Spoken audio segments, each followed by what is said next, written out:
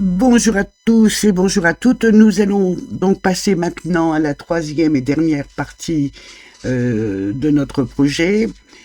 Et cette troisième partie donc va s'occuper de cacher les lignes quand elles sont pointées et dans un deuxième temps de voir comment on peut en début de mois passer toutes les écritures, ce que j'appelle les écritures récurrentes, c'est-à-dire les écritures qui interviennent une fois par mois, telles que, je sais pas moi, l'électricité, les abonnements de la Livebox, etc. Alors, on y va. Pour cacher les lignes, là, on a besoin de... On va faire une petite macro qui est pas très compliquée. On a besoin de connaître deux choses. La première ligne à cacher, ici, ça sera la 18 parce qu'elle n'est pas pointée, mais imaginez que vous ayez déjà passé, je sais pas moi, 150 opérations et qu'il y en a 70 qui ont été cachées, les 70 premières. C'est pas la peine de demander à Excel de revérifier puisqu'elles sont masquées. Donc, on a besoin donc de cette première variable, la première ligne à cacher et le numéro de notre dernière ligne d'écriture. Alors moi, ce que j'ai pris pour habitude, c'est que même si elle est pointée, cette écriture-là, la dernière, je la laisse quand même apparaître. Comme ça, je sais que je suis sur la dernière ligne du tableau. Allez, on y va. On passe donc par le VBA. Non, je me trompe. Le voilà.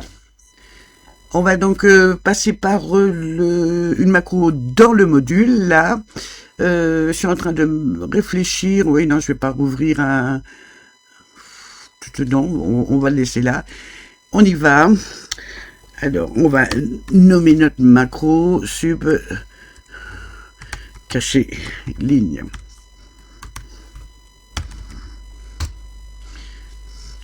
Donc on a besoin de deux variables, dim première ligne, non,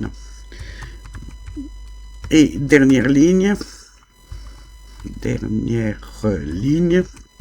et ces deux variables sont de type numérique. On va les définir. Alors, la première ligne, comment on va la définir? On va la définir en passant par une input box, c'est-à-dire qu'Excel va vous demander quel est le numéro de la première ligne. Alors, il me faut encore une variable. Non, il m'en faut pas d'autre. Non, je dis une bêtise. Je vais agrandir ça. Alors, la première ligne, c'est égal à input box. Donc, la question qu'Excel va vous poser, numéro de la première ligne à cacher. On peut donner un titre à notre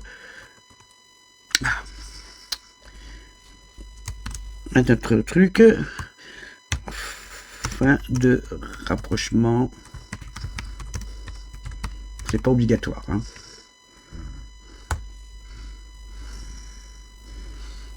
Je crois que c'est bon. Donc, on va rentrer notre première ligne. On peut le faire. Tenez, regardez. Hop. Là, voilà. Ça, c'est une input box. Une input box.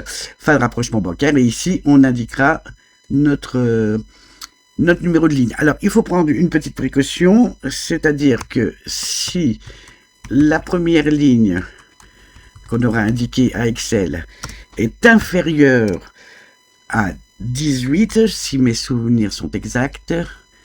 Ouais, il faut pas cacher ça. Hein. À ce moment-là, on quitte la macro. Excel ne fera rien du tout. Maintenant on va déterminer notre dernière ligne. Elle est égale à, là vous connaissez, range B 50 000,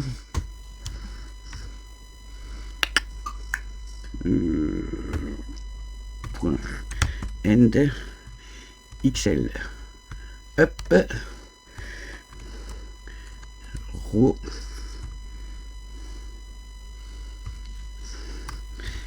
Si je laisse comme ça, donc le pointeur d'Excel va se mettre sur la dernière ligne. J'ai dit que je voulais garder en visuel la dernière ligne de notre tableau, donc je fais -1. Maintenant qu'on a nos deux variables, on va faire une boucle. For i égale première ligne, to dernière ligne,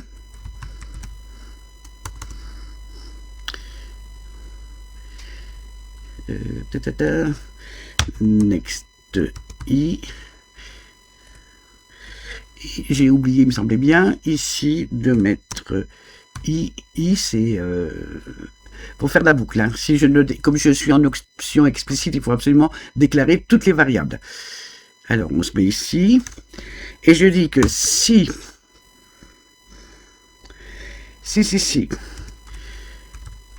la cellule, alors c'est K, je crois, hein, le pointeur, il est en K. La cellule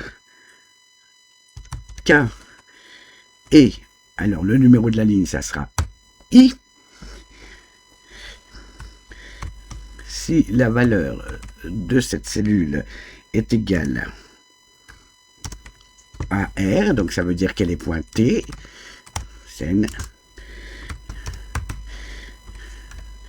à ce moment-là, je lui dis de sélectionner la ligne entière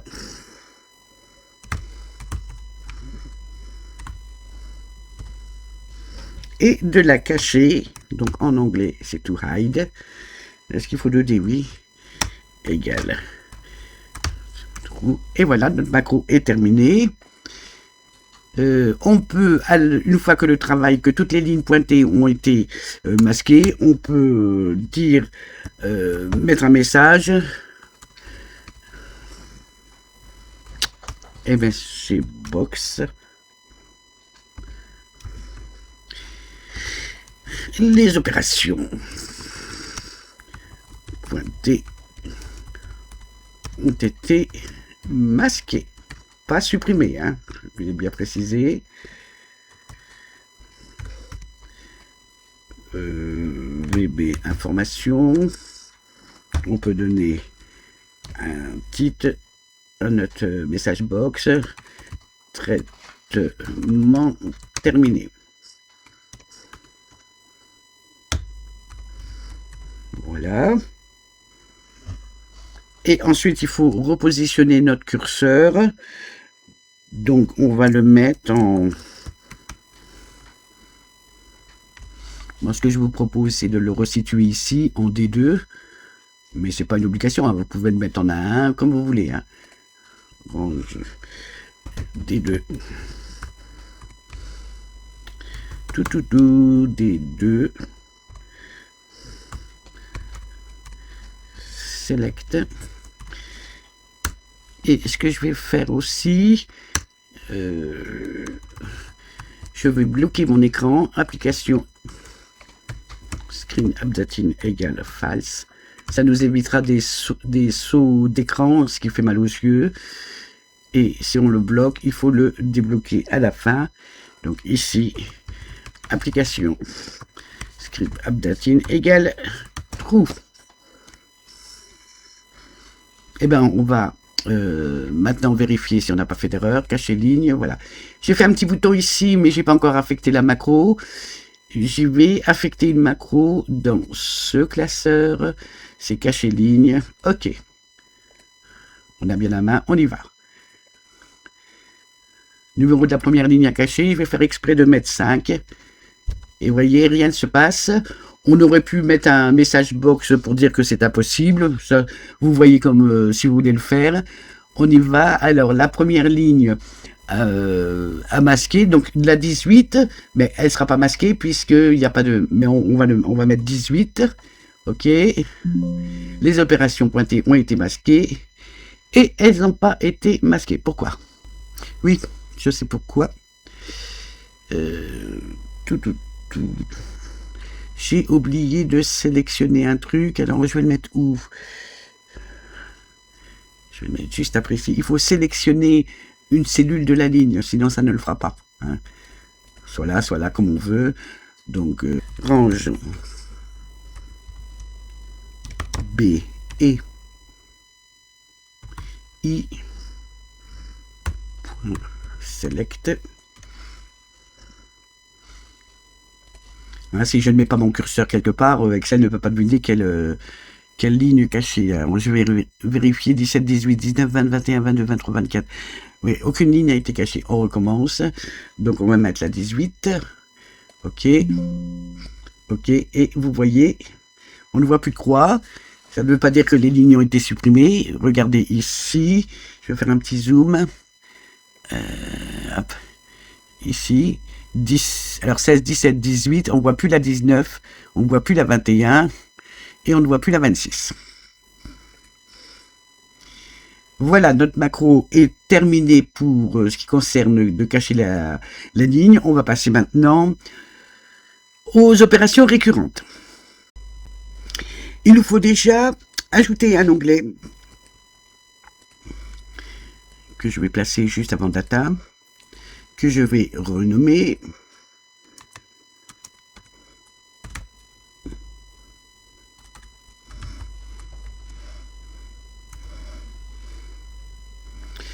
j'ai un doute sur récurrence.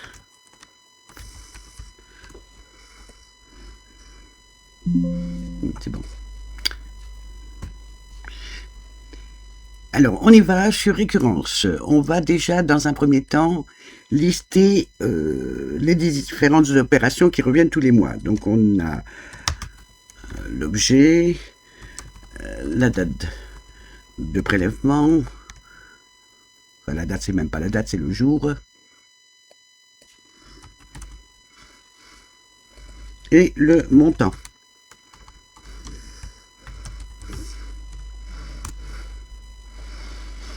Allez, on y va. L'objet, ça sera l'électricité.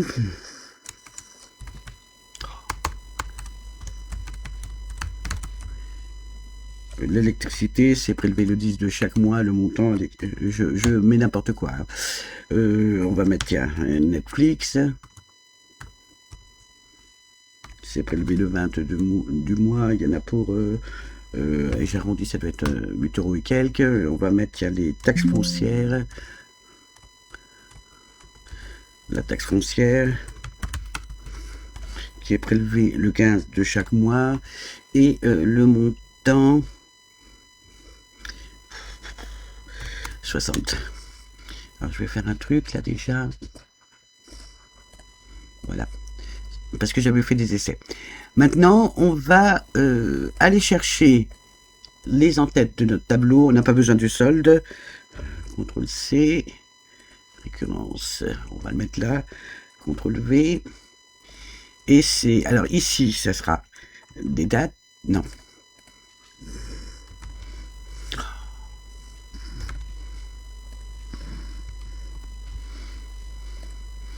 On y va, date courte, ici, ça sera des formats monétaires. Est-ce qu'on a besoin d'autre chose? Oui. Catégorie et sous-catégorie. Alors, la catégorie, on va reprendre le même procédé que sur CCP. Donc, on va se mettre sur Data. Ici, on va mettre formule récurrence, un petit repère. On va aller copier notre formule. Elle est ici. CTRL C. CTRL V. Bon, tout à fait normal hein, que ce soit comme ça pour le moment. Et dans récurrence, on va se mettre ici, je vais le mettre en jaune. Ici, on saisira que quelques lettres, donc ça sera I1. Donc dans Data, ici, on va remplacer CCP V4 par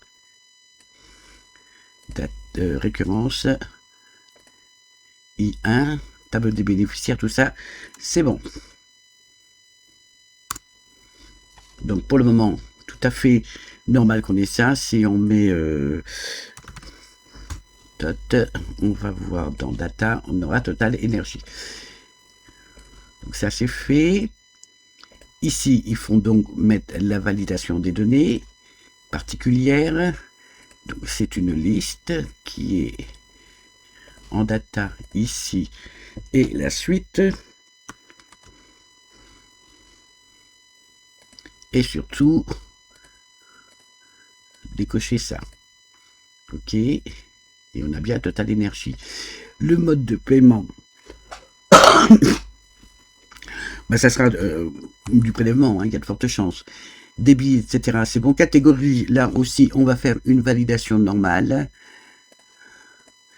Validation des données. Donc, ça sera aussi une liste et ça sera les catégories.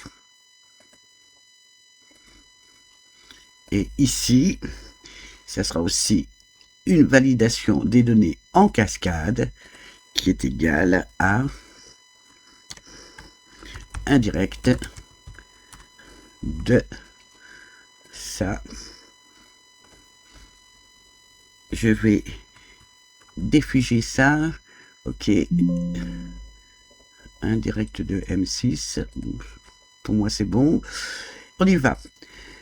Alors, le premier, c'est l'électricité qui a prélevé le 10 du mois. Alors, 10,01. On reprend électricité. Le bénéficiaire. Comme on savait que c'était Total Énergie. On l'a déjà là. Total Énergie. Le mode de paiement là. Le montant, c'est 90. Les catégories, la catégorie vie quotidienne et la électricité. Maintenant qu'on a ça, on va mettre ça sous forme de tableau. Accueil. Mettre sous forme de tableau. On va prendre celui-là. OK. Et on va recopier ça. CTRL-C. CTRL-V. Ici, c'est plus le 10 janvier, mais c'est le 10 février. Eh ben, on va simplement entrer une formule qui est mois décalé. La date de départ, c'est ça. Et on le décale d'un mois. Ensuite, j'ai plus qu'à faire ça. Alors, bien entendu, j'en ai mis trop. Ici, on va reprendre ça, copier 12. CTRL-V. Alors, ça ne sera pas le 10, mais le 20. Je vais corriger ici. 20.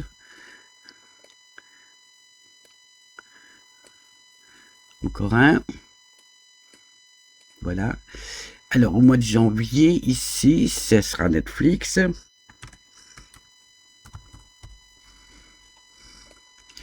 C'est pas Total Énergie, mais c'est abonnement. Netflix. D'abord, je le passe, le bénéficiaire, bah, c'est Netflix. Hein. Tiens, on peut mettre Free. 20 janvier, ici, Netflix. Et il est de 9 €. La vie quotidienne, et ici, ce sont des abonnements. Hop, abonnement. On n'a plus qu'à copier ça. CTRL-C. CTRL-V. Il nous en reste plus qu'un. On va reprendre ça. CTRL-C. CTRL-V. Et le dernier, la taxe foncière, elle est prélevée le 15 du mois. Vous voyez que c'est assez rapide. Il faut être concentré pour ne pas se tromper de mois ou de jours. Ici, c'est donc la taxe foncière. Les bénéficiaires, c'est le trésor public. On va marquer pub. Et normalement, il doit nous proposer trésor public. C'est du prélèvement. Ici, le montant. Le montant, il est de 60 €. Ici, ce sont des impôts. Et on doit trouver taxe foncière. Après, on n'a plus qu'à CTRL-C, CTRL-V. Donc, normalement, on a 3 occurrences par 12. On doit avoir 36. Nombre 36. Parfait. Je vérifie bien. Ça a l'air d'être bon. On va reprendre ce truc-là. On va faire maintenant notre filtre. Je le mets là. Je vais le copier en valeur pour pas que ça prenne trop de place. De toute façon, ici, on veut du 1 partout. On veut voir tout apparaître. Qu'est-ce que j'ai fait comme bêtise, moi? C'est pas ça, c'est ça. CTRL C. En valeur. Voilà, date libellée, bénéficiaire, catégorie, c'est bon. Eh bien, on y va. Alors, on va pas le faire tout de suite, quoique.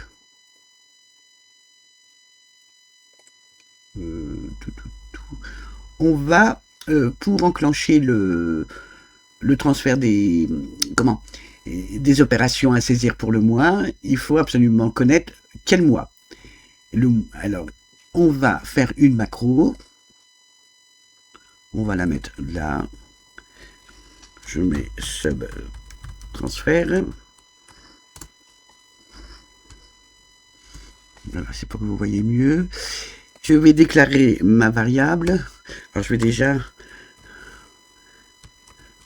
définir le mois de prélèvement concerné. On va déclarer la variable dit mois integer, donc comme une donnée numérique, et on va demander à Excel qui nous interroge mois égale alors mois égale, j'ai un doute sur mon truc.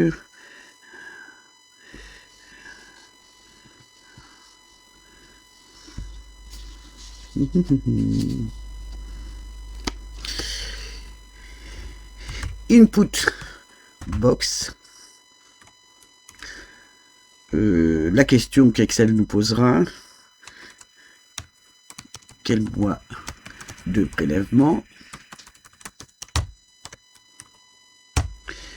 Et le titre. Demande de renseignement. Je ferme ma parenthèse. Et une fois qu'on aura rentré le numéro du mois, je vais le mettre en P1. Donc, feuille récurrence, c'est la 6. Feuille 6 égale feuille 6 range P1. La valeur de la cellule P1 dans l'onglet récurrence est égale à mois, c'est-à-dire ce qu'on aura répondu dans la input box. On va essayer. Quel est le mois de prélèvement? 0,1. Et on va la regarder en PA, il a bien mis 1. Donc ça, on va le mettre en rose. On peut centrer, c'est pas très important. Voilà. Maintenant, on va pouvoir faire notre filtre. Donc on peut recopier ça. Hein. CTRL C, ça nous sert de repère. Et ici, on va dire, on va filtrer. Alors, je sais plus si je crois pas que je l'ai nommé. Non. Création de tableau. Non, tableau 16. Eh ben, on va le nommer, ce tableau. Tab. Récure. Comme récurrence. Ici, on va donc filtrer le tab récure. Et qu'est-ce qu'on doit mettre?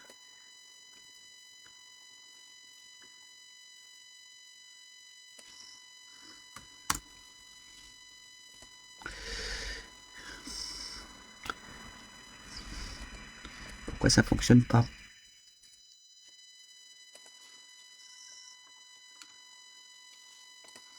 Oui, non, c'est moi qui dis des bêtises, là. Ici, c'est pas ça le filtre, puisqu'on a remis les titres directement. Ici, c'est égal à... On va filtrer le tableau récure.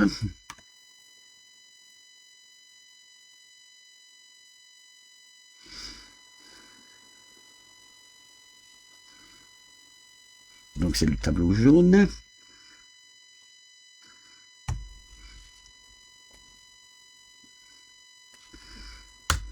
Voilà.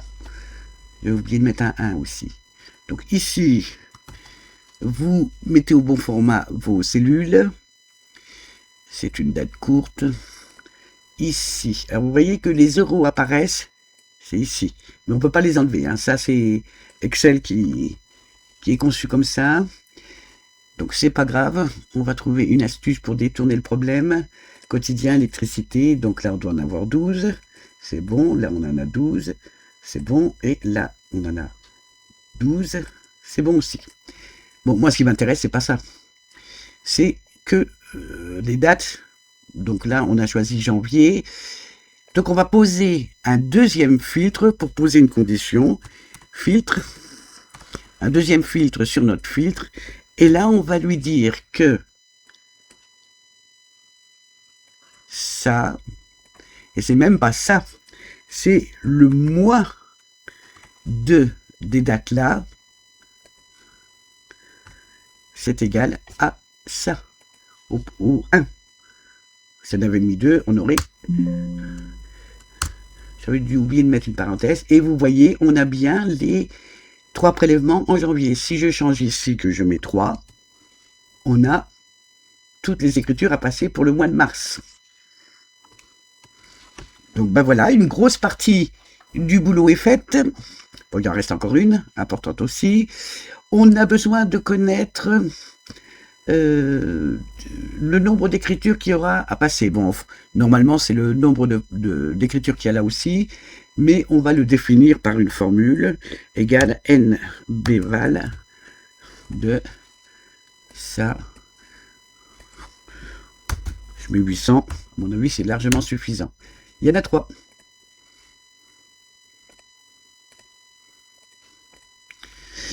Bon, alors maintenant on va pouvoir passer au VBA pour aller traduire tout ça, c'est-à-dire de dire à Excel, tu vas lire chaque ligne là, et tu vas aller les recopier dans CCP ici. Alors j'avais fait des essais, je vais déjà enlever ça. 2338, je vais regarder. Oui. C'est pas bon. CTRL C. Et en valeur. Voilà. Alors, quand on va appeler notre macro, on sera sur la feuille CCP. Hein. Donc, c'est pour ça que je me situe là. On va avoir besoin de différentes variables. Donc ici, on passe à la phase transfert sur CCP. Alors, c'est pas tout à fait un transfert, c'est plutôt une recopie. Hein. Alors, on a besoin de différentes variables, notamment le nombre d'opérations. Donc, ça sera 3 ici. On a besoin de la dernière ligne de CCP. Dernière ligne ou la première ligne vide plutôt. On aura besoin de la ligne à copier. Et on a besoin de i pour faire une boucle. Tout ça, ce sont des données numériques. Alors, on peut déjà en définir nombre d'opérations. C'est égal à feuille. Alors, data, c'est la... Non, c'est pas data, c'est récurrence. Feuille 6. Range. Je ne me souviens pas. Nombre d'opérations en data, c'est... Non, récurrence, nombre d'opérations. P6.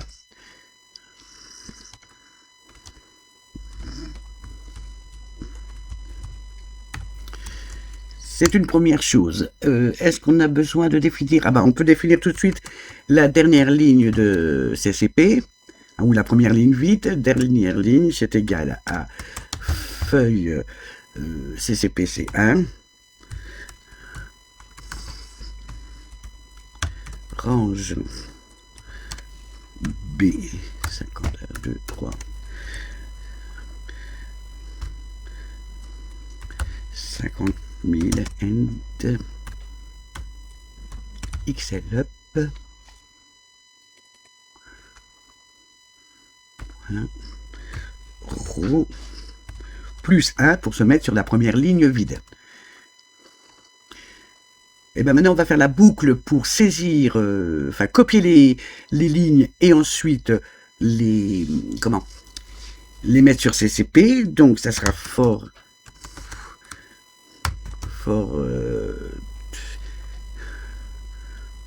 i égale 1 tout nombre opération, donc ici ça sera 3,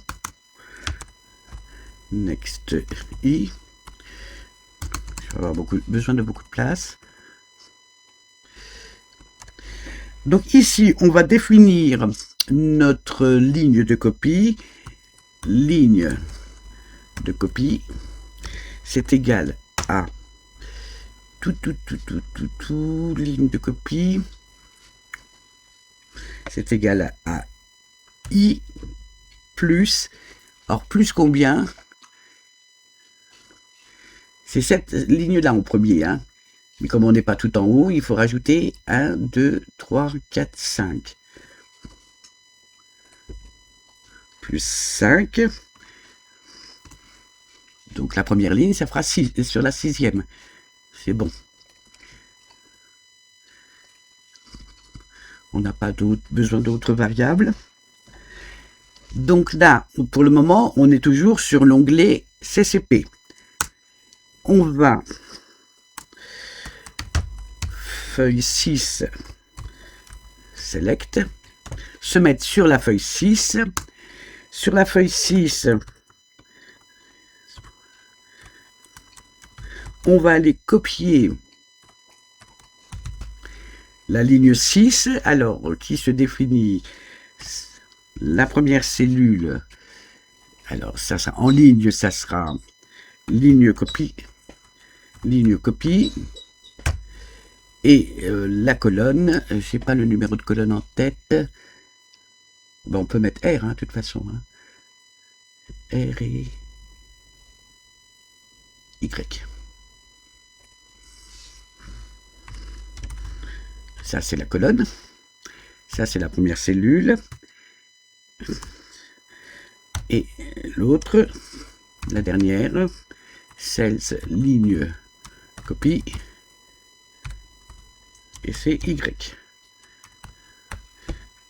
Point. Copie.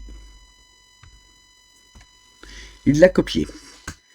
Maintenant, on va retourner sur la feuille 1. Et on va dire... C'est feuille 1, oui. Feuille 1. Point. La cellule B et la dernière ligne,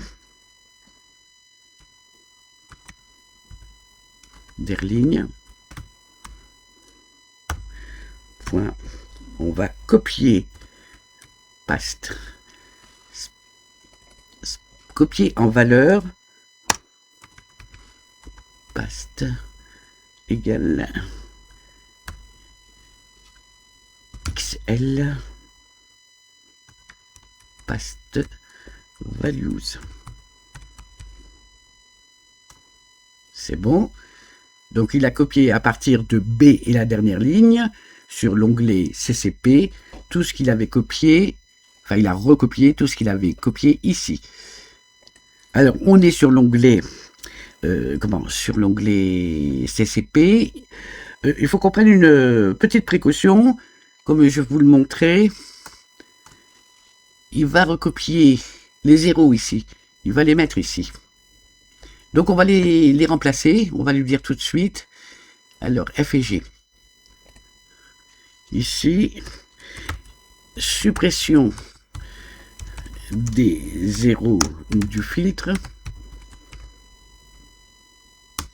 Et là, on lui dit que si on est toujours sur la feuille 1,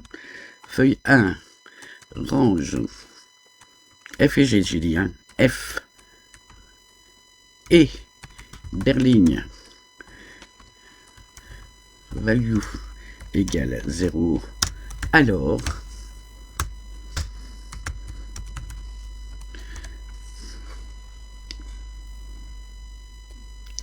ça, CTRL C,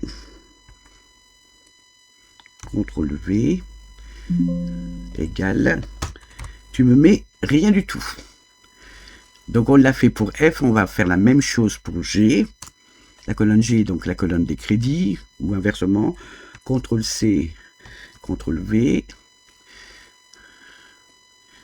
G, G. Peu importe hein, que ce soit en minuscule ou en majuscule, Excel comprend, hein, je vérifie bien F et G. Voilà, on a supprimé les zéros du filtre. Alors moi, ce que j'ai pris l'habitude de faire, c'est de mettre d'une couleur spéciale toutes les écritures qui émanent d'un transfert. Donc c'est ce que je vais faire ici. Non, changer la couleur de police. Comme ça, si je cherche une opération, que je sais que c'est une opération récurrente, je cherche tout de suite dans la nouvelle couleur. On va peut-être mettre une apostrophe ici, sinon Excel ne va pas comprendre. Alors, oui, c'est pas. Alors, avec la range cells terligne point, c'est la colonne B.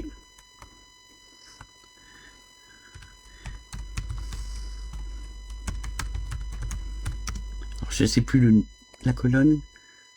C'est J, le P on peut le laisser en noir, c'est comme vous voulez, hein. Si vous voulez l'inclure, vous mettez le K au lieu du J.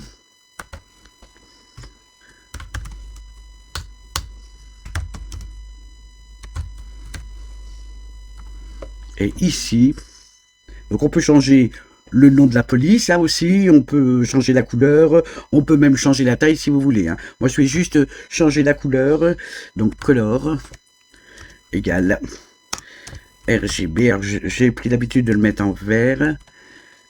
Alors le code couleur RGB du vert c'est 0 118,53. Voilà. Encore une chose de faite. Qu'est-ce qu'il nous reste à faire? Donc on a bien recopié.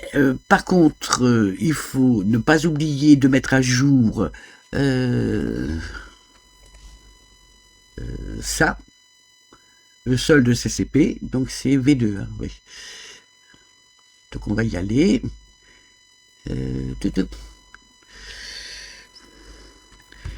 Mise à jour du solde CCP dans Data. Alors, feuille, faut peut-être lui mettre un numéro. Data, c'est la 8. Range V2. La valeur, value, égale. Et bien la valeur, c'est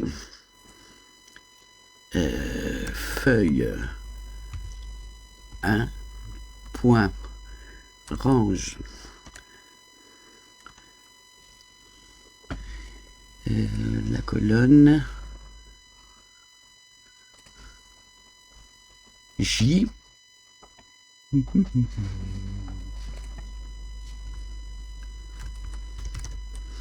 J et terligne. Je crois qu'on n'a rien oublié. Une fois que donc ça a été recopié, remis en vert, data mise à jour, hein, le solde V2 en V2, il y a une chose à dire à Excel, c'est qu'il doit passer dans CCP sur la ligne suivante, donc der ligne égale der ligne plus 1. Voilà. Et ben, c'est bon. Là, on peut supprimer ça. On peut, pour le plaisir, se faire une petite boîte de messages MSG Box qui nous dit que les écritures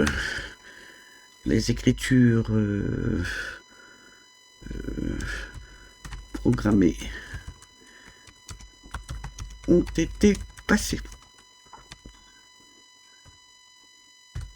Ça sera du VB information. Et là, on peut mettre fin de traitement. Le titre de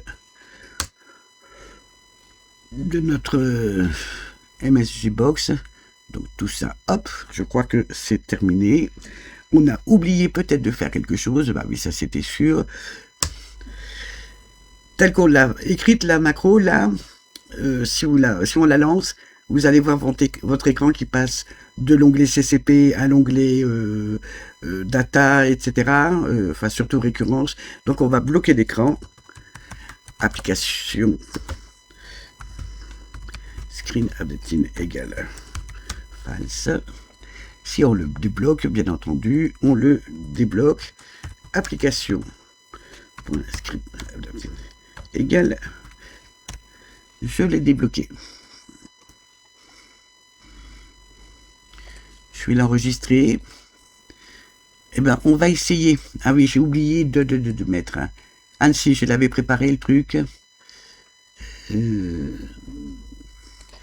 On va affecter la macro. C'est bien transfert. Ok. Allez, on y va. Variable non définie. Ah, qu'est-ce que j'ai encore fait? Paste spécial. On n'a pas besoin de ça? C'est possible.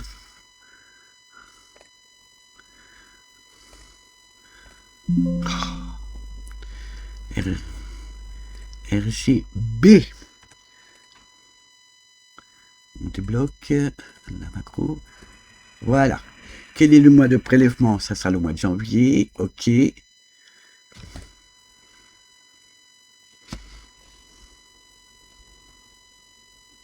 C'est ici. Hein. J'étais sûr que...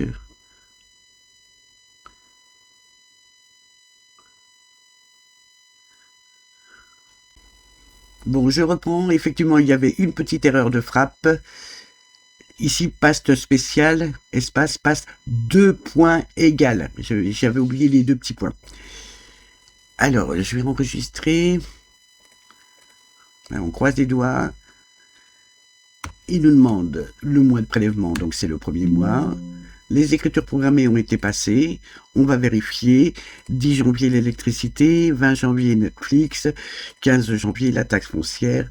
2179,32, le solde. 2179,32. Et donc, vous voyez, les écritures ici sont en vert. Vous pouvez les mettre d'une autre couleur ou les laisser en noir. Hein. Ça, c'est comme vous voulez.